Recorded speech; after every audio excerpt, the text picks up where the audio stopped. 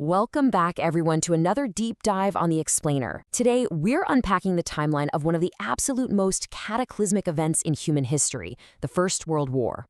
We're going to strictly track the facts, the data, and the timeline to dissect exactly how a fragile continental peace literally shattered into a global grinder. And we're doing this without taking any sides, just looking at the brutal reality of how it all escalated so incredibly fast. Okay, let's dive into this. How did one single, localized assassination plunge the entire globe into years of totally devastating war? I mean, it's a question that has fascinated historians for over a century now. To really grasp the sheer magnitude of what happened, we need to examine the incredibly volatile powder keg that was Europe back in 1914. So that brings us right to our first phase, the spark and falling dominoes, spanning from June to August 1914. The actual spark that ignited what became known as the July Crisis happened on June 28, 1914. Archduke Franz Ferdinand of Austria was assassinated in Sarajevo by a Serbian nationalist named Gavrilo Princip.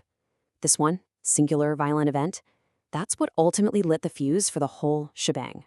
And from that exact moment, Europe's super rigid, intertwined alliance system pulled nations into war sequentially. It's exactly like falling dominoes. Austria-Hungary declares war on Serbia.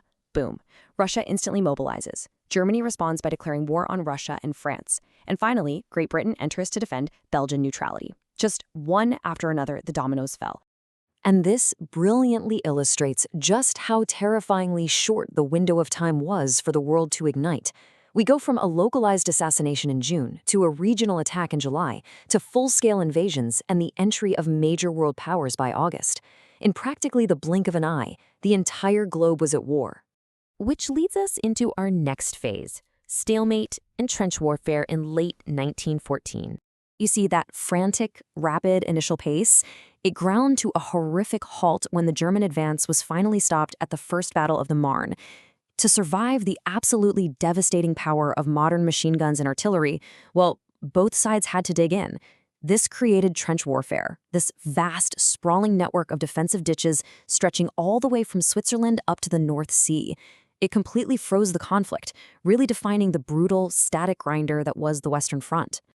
Next up is what we call the bloodiest year, covering 1915 through 1916.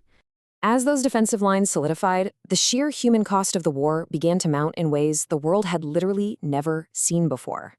One of the really pivotal moments during this horrific stretch actually happened at sea. On May 7, 1915, a German U-boat sank the British ocean liner, the RMS Lusitania. Now, keep in mind, this wasn't a military vessel, it was a passenger ship. And this specific event was absolutely instrumental in turning United States public opinion heavily against Germany. And the reason for that massive shift in public opinion, well, the human cost was just staggering. Nearly 1,200 people were killed in the sinking of the Lusitania, and tragically, among those casualties were 128 Americans. Meanwhile, back on land, the horror escalated immensely in 1916. Massive, sprawling offensives at the battles of Verdun and the Somme were launched to finally try and break those defensive lines.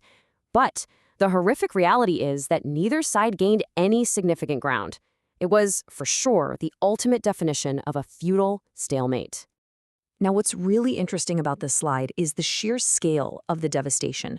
2 million. That staggering number represents the total casualties from just those two battles, Verdun and the Somme. Over 2 million casualties, all for lines on a map that barely moved an inch. It's just a terrifying testament to the sheer lethality of this new industrial warfare. So, how did this seemingly unbreakable stalemate finally break? And that brings us to our final act, Shifting Tides to Armistice, covering 1917 to 1918. This period saw a massive, almost unbelievable global trading of places.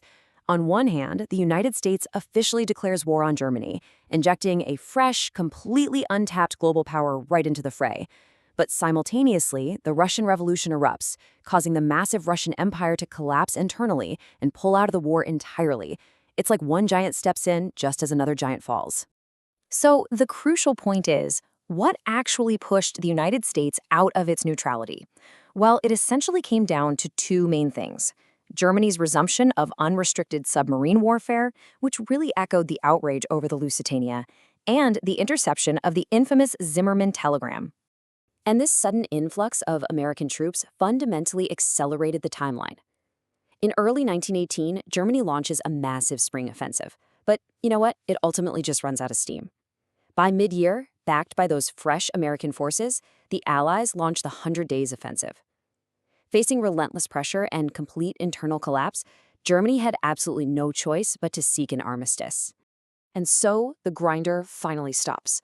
On November 11th at exactly 11 a.m., in the 11th hour of the 11th day of the 11th month, the guns finally fell silent across Europe. Which leaves us with this final thought. After millions of lives were tragically lost and centuries-old empires were completely shattered, how would the world rebuild from the ashes of this unprecedented grinder?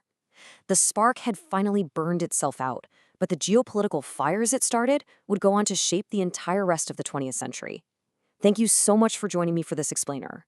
I really hope this helped to make a complex history a little more clear, and as always, keep learning.